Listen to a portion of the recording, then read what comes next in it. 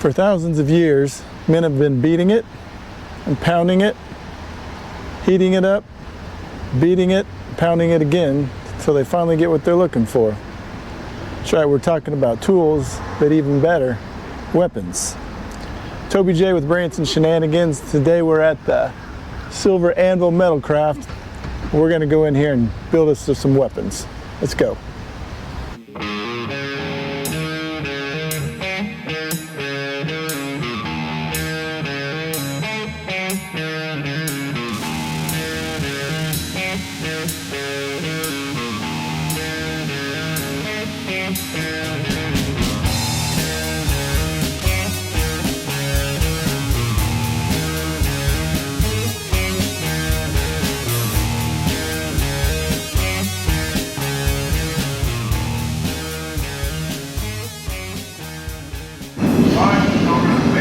All right, so this is Joe.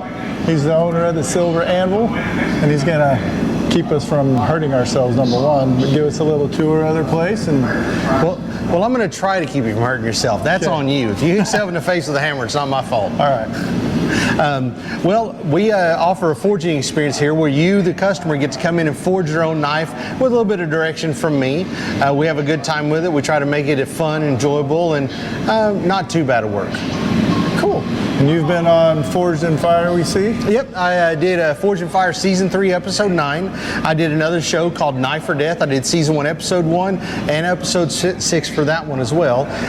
Just a couple of TV shows for the History Channel.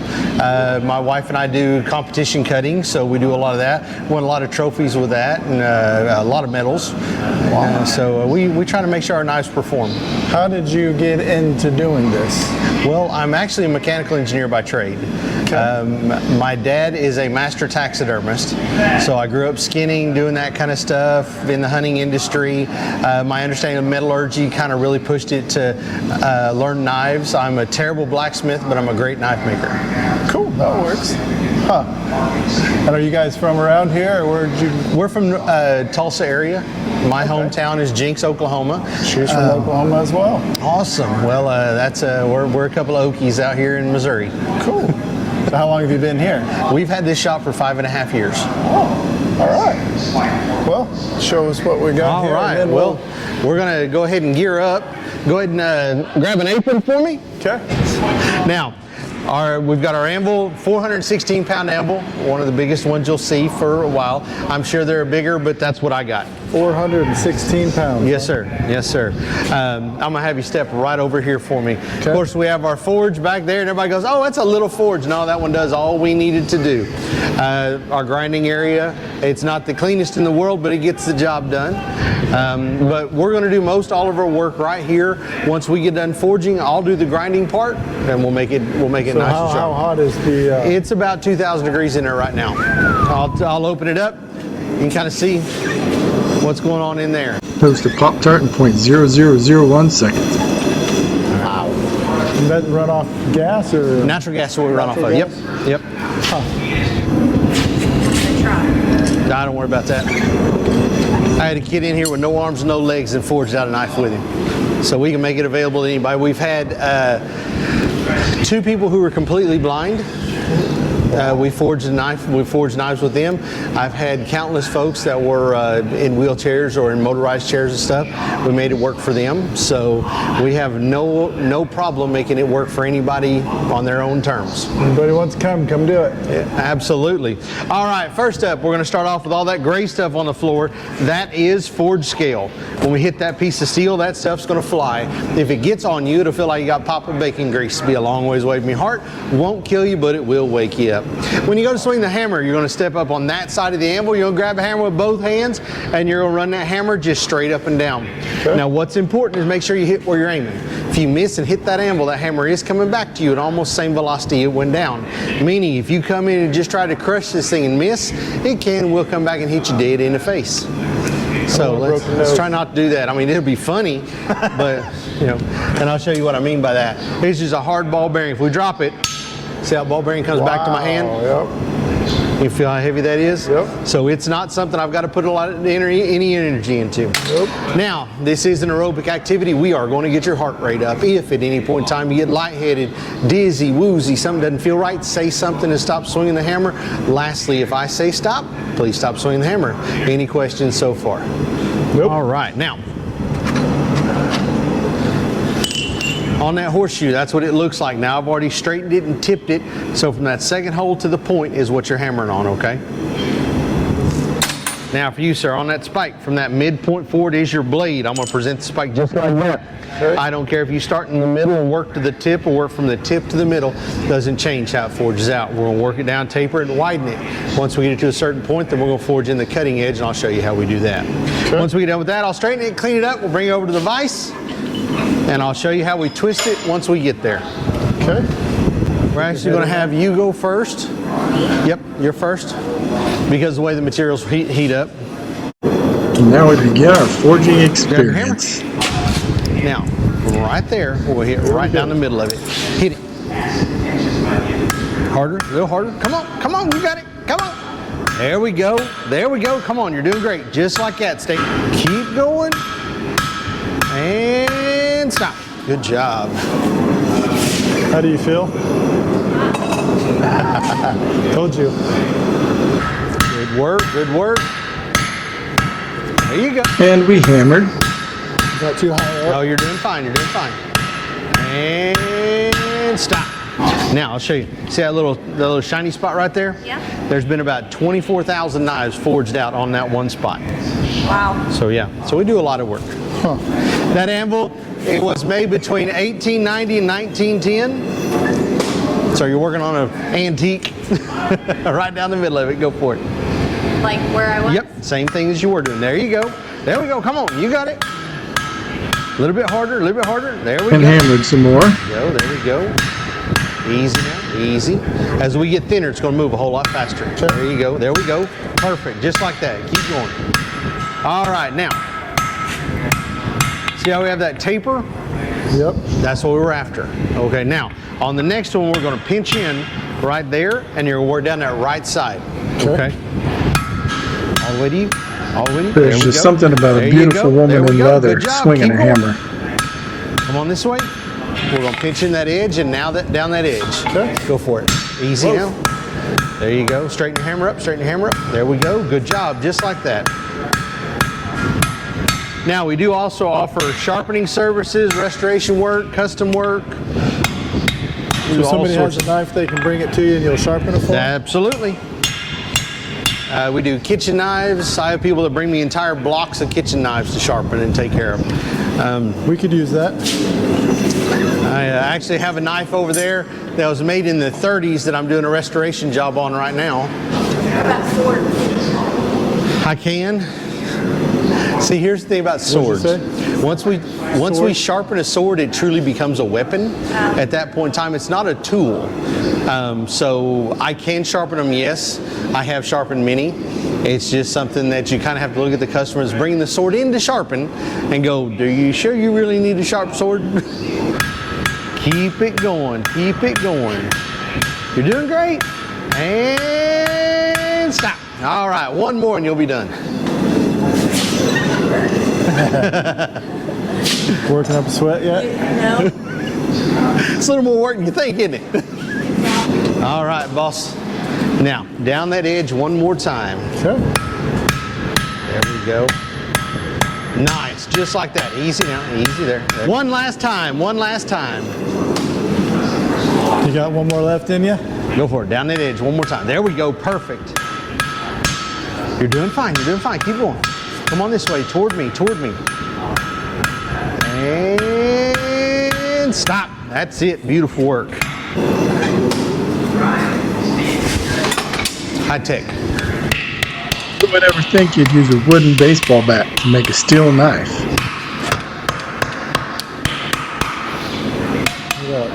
Baseball bat's good for more than just hitting baseballs. Only way to make money with a ball bat.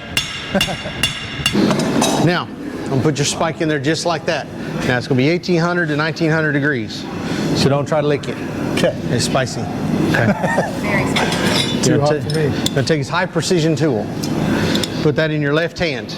Over the top. Grab all the way up and then twist. As you twist, when you get to here stop, change hands, finish the twist around. So do full- not bring your over. circle? Yep. Do not bring your arm over the top of it. Okay, it's important. Now, this is going to happen a lot easier than you think.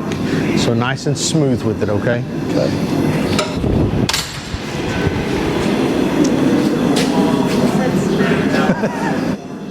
And then the most beautiful knife maker I've ever seen.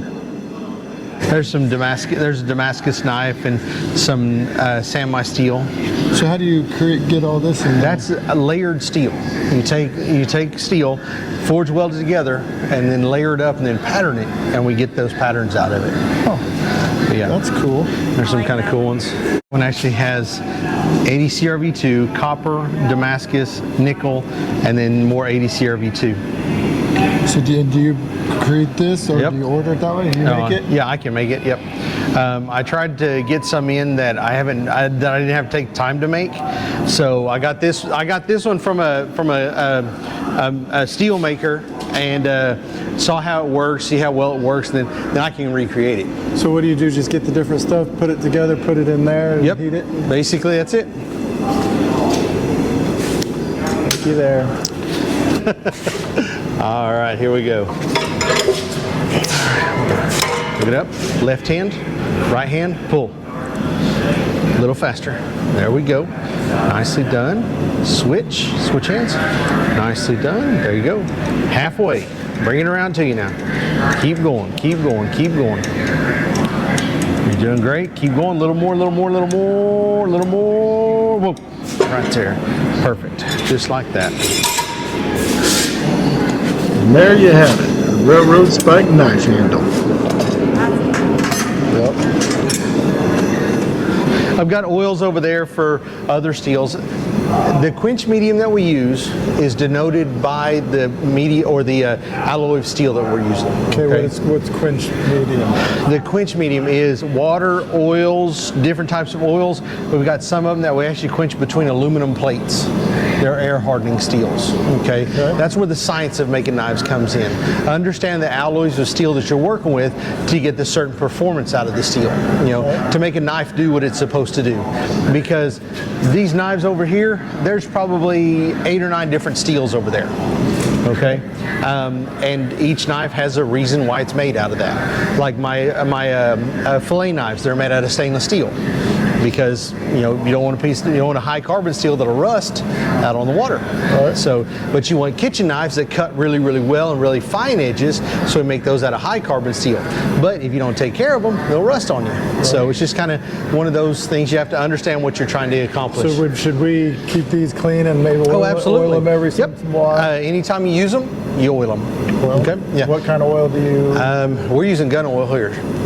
But gun oil, I mean everything from gun oil to coconut oil. Just depends on what you need. Just putting a protective film on it will work fine. So, all right, ma'am, you're up first. All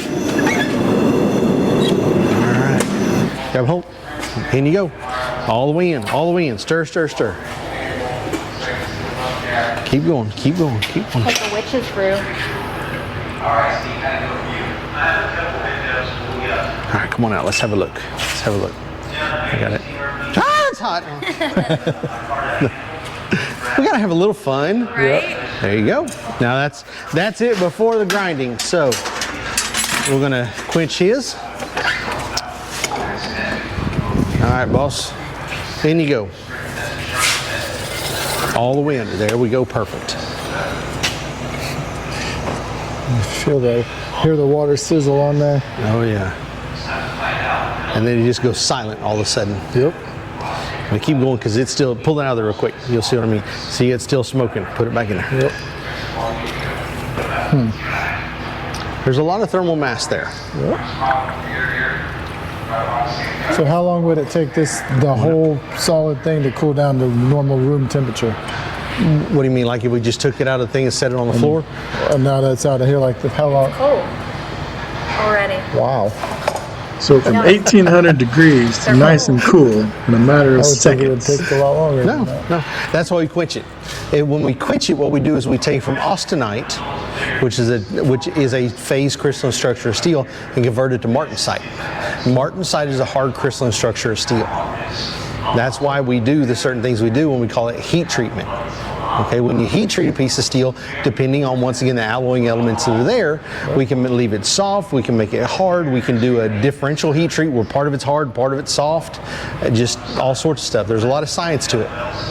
So, and that's where the importance of getting into it and learning and doing your research and building from there. So you just can't go grab a piece, just any piece of steel and make a knife out of it. I mean, technically you could, but if you want it to perform well, if you want it to work well, you want to be able to heat treat it properly, knowing what you're starting out with is very, very important.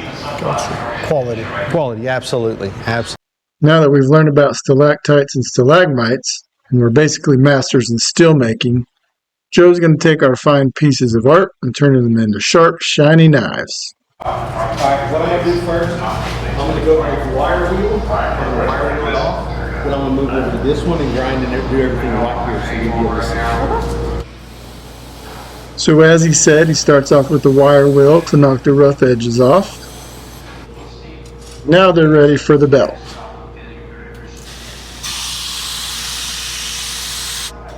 And they're a little smoother. And another belt. And another. And another.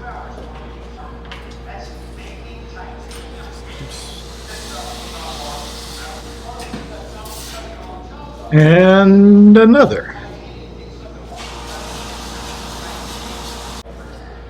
Well, what the heck? Why not another one too? What's one more?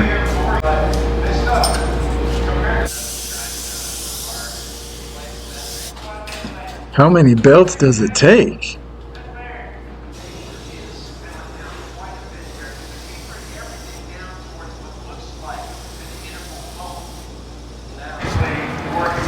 And there we are. That was awesome. Now let's come on over to the counter, we'll get you some oil and sheaths and you are good to go. From this to that. And from this to that.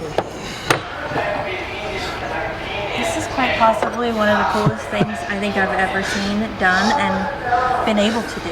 Well, awesome. That's why we do it. And there's yours. Oh, I got her. There you go. Even comes with a sheath. Oh yeah. And we make those too. We want to thank Joe and his hospitality in allowing us to do this. We had a great time, and he really knows his stuff. So if you want to forge your own knife, or maybe you just have some you need sharpened, go to the Silver Anvil. He'll get you taken care of. So there it is, the Silver Anvil. If you want to make yourself your own knife, come check it out and do it here. We'll put their website below so you can schedule your time. You won't be disappointed. And as always, if you like this video, hit the like button and subscribe. We'd appreciate it. Thank you.